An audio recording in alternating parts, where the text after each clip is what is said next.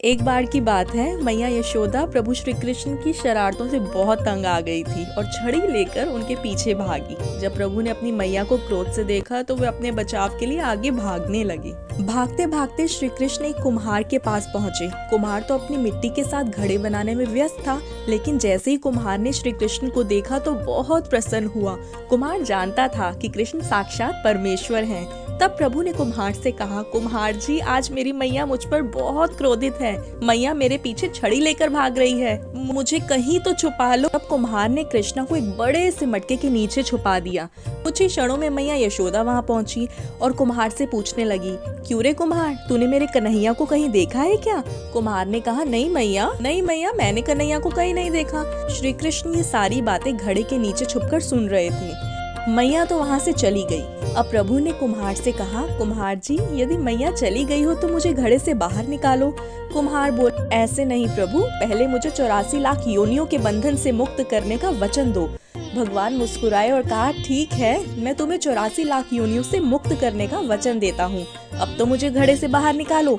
कुम्हार कहने लगा, मुझे अकेले नहीं प्रभु, मेरे परिवार के सभी लोगों को 84 लाख योनियों के बंधन से मुक्त करने का वचन दो, तभी मैं घड़े से आपको बाहर निकालूंगा। प्रभु ने कहा, चलो ठीक है, तुम और तुम्हारे परिवार के सभी सदस्यों को मैं 84 लाख योनियों से मुक्त करता हूँ। अब तो मुझे घड़े से बाहर निकालो।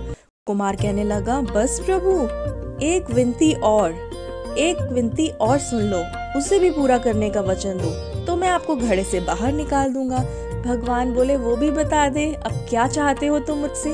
कुम्हार कहने लगा, प्रभु जी, जिस घड़े के नीचे आप छुपे हैं उसकी मिट्टी मेरे बैलों के ऊपर लद कर आई है, मेरे इन बैलों को भी 84 के बंधन से मुक्त करने का वचन दो। भगवान ने कुम्हार के प्रेम पर प्रसन्न होकर उन बैलों को भी 84 के बंधन से मुक्त होने का वचन दिया। प्रभु बोले, अब तो तुम्हारी सब इच्छा पूरी हो गई, अब मुझे घड़े से बाहर निकाल दो। तब कुम्हार कहता है, अभी नहीं भगवान, बस एक अंतिम इच्छा और है, उसे भी पूरा कर दीजिए। और वो ये है कि जो भी प्राणी हम दोनों के बीच इस संवाद को सुनेगा उसे भी आप 84 लाख योनियों के बंधन से मुक्त करोगे।